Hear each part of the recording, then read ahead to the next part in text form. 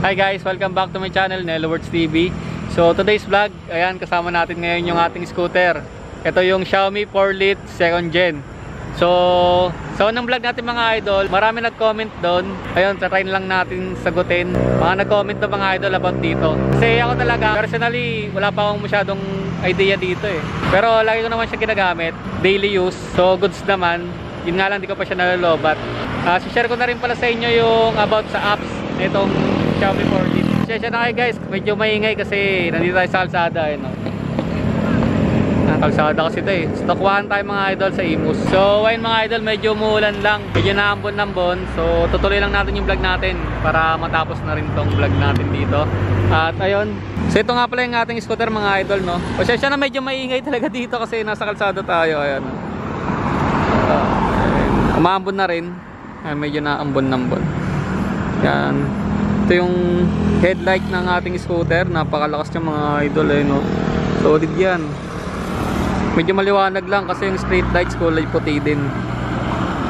Pasensya na kayo, hindi masyado nagpo-focus kasi gamit natin ngayon na camera yung ano, Canon. Ayan, ito yung tsura niya, yung panel gauge. Ayan, medyo pa sa ano, naambon kasi ngayon mga idol. So ito yung throttle nya. So yung mga sticker, di ko pa natanggal yan. Urig sticker pa yan. Ito modified tumbler, napaka-forma na ito. So ayun mga idol, pasensya na kayo, medyo maingay. Ano kasi mag-New Year na eh, kaya yung mga nakamotor dito naka-muffler. Ayun ang iingay, hindi tayo mapag-vlog na maayos. So ayun, tuloy natin yung vlog natin. Ito yung nilagay natin na tumbler. Ayan. Yan, para magkaroon lang siya ng tumbler sa scooter. Ayun yung nilagay natin. So Shopee Gaming lang. Hindi talaga siya ano, no, accessories ng scooter. Tinanggal ko na yung sticker dito kasi pag bumili kayo ng ganito, may sticker siya dito mga idol eh. Dito ba or dito? Basta dito may sticker ata siya dito. Dito ata mga idol. Kulay red. So tinanggal ko na yung sticker. So ito hindi ko pa kasi natanggal eh. Pero bala ko rin tanggalin tong sticker nito. Hook. Ayan, accessories na rin. Shopee Gaming, 50 pesos lang. Sobrang tibay. Gamit na gamit kapag nakapark to. Tapos hook nyo lang yung helmet nyo rito. Tapos yung bell, stock to. Yung bell, stock na yun mga idol, no? So ayun mga idol, so simulan natin yung pagbabasa ng comment dun sa una nating video dito sa ating Xiaomi scooter. So tinatanong ni Kevin Nuela Lia, sabi niya rito, ilang kilogram kaya isakay yung scooter? Pinakamabigat na kayang isakay dito sa scooter natin is 100 kilos mga idol, no? 100 kilo. Sana nasagot ko yung tanong mo, Boss Kevin. So itong pangalawang tanong naman mga idol, ang nagtanong naman si Leo Adriano Rivero. Sabi niya rito mga idol sa comment, nag-overheat warning ba kapag 6 kilometers na yung range? So well, sasagutin ko mga idol. So sa akin naman, dahil medyo bago lang din kasi ito, hindi ko pa siya na-experience na mag-overheat o may lumabas dun sa may gauge nya. So ayun. So tatry natin mga idol i-long ride kung ano, test natin kung may lalabas na overheating. Kasi yun yung kadalasan ko rin nababasa eh, na nag-overheat nga daw yung ganong scooter kapag mga 10 kilometers pataas na. Ganun. So yun, ito yung sunod na tanong about ito sa scooter natin. Sabi ni Lito Kicks, parang kilala ko to ah. Saan mo na order at how much? Nabibili siya sa Xiaomi store mga idol, no, sa mga mall. Yan, katulad ng SM. Ito kasi sa SM Aura nabili itong mga idol. So ang price niya is 16,000, parang 15,999 ganon. So almost 16,000 na rin mga idol. Ito na yung susunod na tanong mga idol. Sabi ni Rayton Jan. Yan, Rayton Jan. Sabi niya, tol, paano pag uphill o tulay? Kaya ba? Sa weight ko mga idol na 54, 55 lang ako. Kaya naman siya, gapang nga lang. So kailangan may buwelo. Kasi pag rekto mo siyang parang paangat kayo. So naka-stop. Galing i-stop tapos paangat. Medyo hirap siya. Sa totoo lang medyo hirap. Pero gagawin natin ng vlog yan. Pag may buwelo naman, tapos medyo, pag siguro kung mahaba yung tulay na paakyat, kaya naman kaso hindi nga lang siya tatap speed, ganoon. Susunod na tanong mga idol.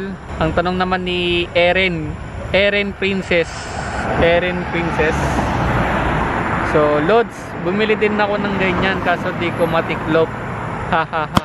Paano ba itiklop tong Lead 4 second gen? So, ayan, turo natin kung paano siya itiklop mga idol, no? Dito po siya tinitiklop. Ito mga idol, kailangan nyo lang siyang pihitin. Ito, kailangan nyo siya itaas. Then hilahin nyo siya. Hila. Hindi nyo pa siya matutupi mga idol pag ganyan, kasi nakabarado pa yung ayun, yung silver, ayun, yung makintab na yun. Nabalik kasi yun, may spring yan, nabalik yan. So kailangan ipupush mo siya todo, then tsaka mo siya matutupi. Teka lang, sabakan ko na lang. Ayan.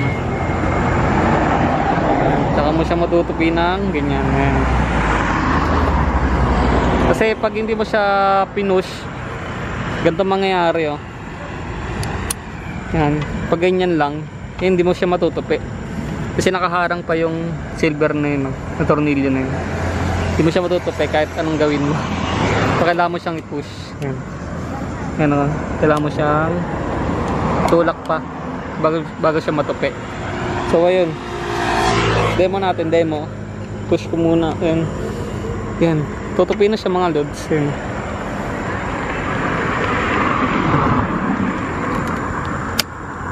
Yan. Okay na, diba? Tupi na. So, ayun yung lock niya. Parang safety lock niya. Hindi siya basta-basta matutupi kahit na natanggal to. So, yung mga idol, ito yung sunod na tanong. Tinatanong ni Lynette kung kamusta naman daw ba yung consumption sa electricity. Malaki ba ang dagdag sa bills? Curious lang. Question lang. Yun. So, ayun mga idol, kasi yung charger niya sobrang liit lang, parang charger ng cellphone or laptop. So hindi mo siya ganun mapapansin sa bill nyo, kasi parang nag-charge ka lang din ng cellphone, ganun. Laptop, yun lang. Tipid. Hindi siya ganun kalakas. Hindi siya katulad siguro ng mga e-bike na malalaki yung battery. Yun lang. Yun mga idol, ito naman yung sunod na tanong. Ito tanong ni Ronald Abitona. Boss, bumili ako ng ganyan kaso hirap i-connect sa cellphone. So ayun, oo nga, mahirap na talaga i-connect. So kailangan yung dalhin sa Xiaomi store, lalo na pag wala pa kayong idea masyado sa mga gantong application. Yung mga hindi kayo techie, gano'n. Pag hindi kayo techie, sure dalhin nyo na dun sa Xiaomi store mga idol, para mabilis nyo lang i-connect sa cellphone. Kasi ako, na-disconnect ko rin to eh. Kasi yung unang vlog natin dito, hindi ko na siya napakita sa inyo na nakakonect ako sa cellphone. So ngayon, papakita natin yun mamaya. Ayun, mahirap talaga siya i-connect kapag first timer. Pero pag nagamay mo naman na, madali na lang. Kasi may QR code, may ano siya, sarili siyang QR code. Hindi mo siya basta-basta pwedeng i-connect kapag wala kang QR code ng scooter mo. Yun. So yung mga idol, ito, tanong ni Elmer Vlog.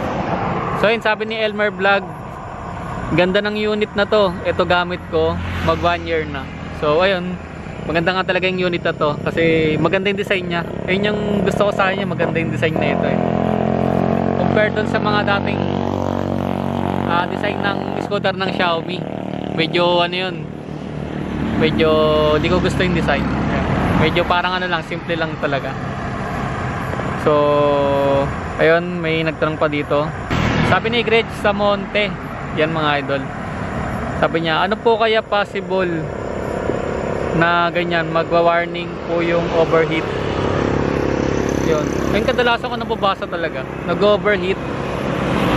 Sa akin kasi mga idol, di ko pa talaga siya na encounter na nag-overheat eh.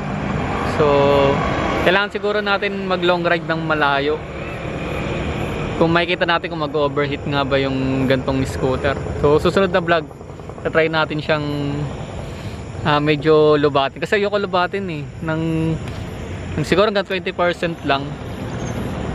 Yun, hanggang 20% lang, kasi mga gantong electric, hindi mo talaga siya pwedeng i-drain eh, kasi masisira yung battery. So dapat nga hanggang 50% lang tayo palagi para mas healthy yung battery. Yun lang yung mga tanong mga idol. So doon na natapos yung mga tanong dito sa comment sa una nating video sa scooter. So papakita ko naman sa inyo kung ano yung mga features niya sa apps. So ito yung application niya mga idol, no? Xiaomi Home. Yan. So naka-connect na ako sa scooter. Ayan. Yan mga idol, connected na tayo. Ayan. So 23 kilometers yung kanyang remaining range and mileage. Dito nyo makikita yung percentage nitong scooter natin, no? Kung ilan na yung percent. Dito kasi sa scooter, makikita nyo lang dito yung bar eh. So yan, bar lang, wala siyang percentage mga idol. So dito sa apps nakikita nyo siya. Ayan. So ngayon naka sports mode tayo. So pwede nyo naman baguhin yan dito mga idol. Ayan. Naka high, pwedeng medium, low. Yan. So mga idol, yan nakalagay tail light always on. So pwede siyang i-on gamit ang apps. Yan. Yan. So pwede nyo siyang patayin. Yan. Patay, open. Yan. Diba?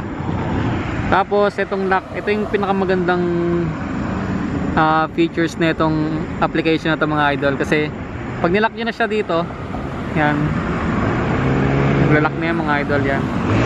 So may nakalagay na rin sa gate niya, nakalock na.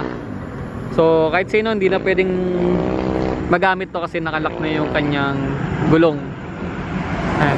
So ngayon pag inano ko yan, pag ginalaw ko yan, hindi ko na yan magagalaw kasi nakalock yung, hindi ko na siya maambante atras kasi nakalock na yung gulong. So testing natin. Ay mga idol, nag-warning. Hindi ko na matutulak yan. Ayun, no? Kahit pilitin ko pa yan, pumapalag yung gulong eh. Ayun, no? Ayun, no? Natunog siya mga idol.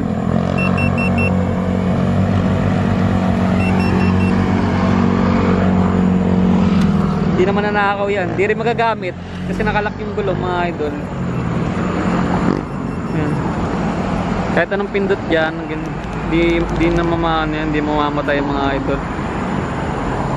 Kahit anong pindot dyan, wala, hindi magagamit.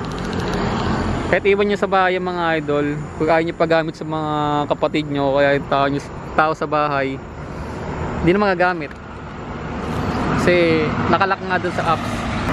So pag ganyan, kailangan nyo siyang i-unlock dito para magamit nyo pa ulit yung scooter. Yun lang, yun yung maganda dito. Kasi kung ayaw mo siyang ipahiram, kasi pag nasa bahay ka naman, nasa trabaho ka, di mo naman alam kung gagamitin yung scooter, di ba? And kung nagdadamot ka, ayaw mo pahiram, lock mo lang. Pero kung hindi ka naman madamot, i-unlock mo mga idol. Tapos ano pa bang meron sa features natin application? Ayoko lang dito kasi wala siyang cruise control mga idol. Di katulad ng mga bagong model ng Xiaomi ngayon na scooter, yung mga cruise control yun. Ito wala, kasi ito yung pinaka budget meal lang ng scooter ng Xiaomi. So ito yung mga basic info niya mga idol. Basic info yung mga idol yung nakalagay, serial number. Ito pala yung temperature mga idol ng battery. Ayan. Dito dyan pwede update yung firmware nya, yung serial number ng nyo, scooter. Tapos mileage info. Yan, kung ilan na yung tinakbo ng scooter mga idol. Yan, ito yung tinakbo ng scooter ko. Yan, 164 kilometers mga idol, no. Yan, tinakbo nya, bata pa. Tapos remaining, ito yung remaining, ito yung ngayon, kung kano pa kalayo yung itatakbo nya. Current mileage 0 pa kasi napatay natin siya. Dito naman sa riding guide, alam ko pwede panoorin to kung paano siya gamitin. Yan, pinapanood yung mga loads. Kailangan naka-open yung data mo para mapanood mo siya.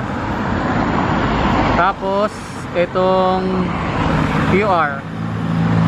So ito yung mahalaga mga idol, para ito yung isi-save nyo na QR code para magamit nyo yung scooter sa application sa ibang cellphone. Kasi ito yung pinaka password nya, pinaka scanner nya para ma-connect mo siya doon sa cellphone. Yan. Yun na yun. Sa mga nahihirapan, ito yung sagot doon. Pero pag mabili ka naman, may sarili lang QR code yun. Kukonik mo na lang. So, ayun lang mga idol yan. Yun lang yung mga share ko ngayon dito sa application. Kasi yun pa lang yung alam ko dito sa application na to. So, ang ginagamit ko naman kadalasan dito, yung lock lang. Pag ayoko talaga siya paggamit, nilalak ko yan. Lalo na pag iniiwan ka sa store, ganun. Pag bibili ka sa labas, iwanan mo sa labas, ilalak mo siya. So, ayun lang. So yung mga idol, hanggang dito na lang yung vlog natin today dito sa scooter na to. So yung mga idol, mag-comment lang kayo kung ano yung mga tanong nyo about dito sa scooter. Tatry natin sagutin sa susunod na vlog. So ayun, kung may natutunan kayo sa vlog na to, huwag niyo sana nakalimutan mag-like, share, and subscribe sa channel natin sa Nelly Works TV. Thank you!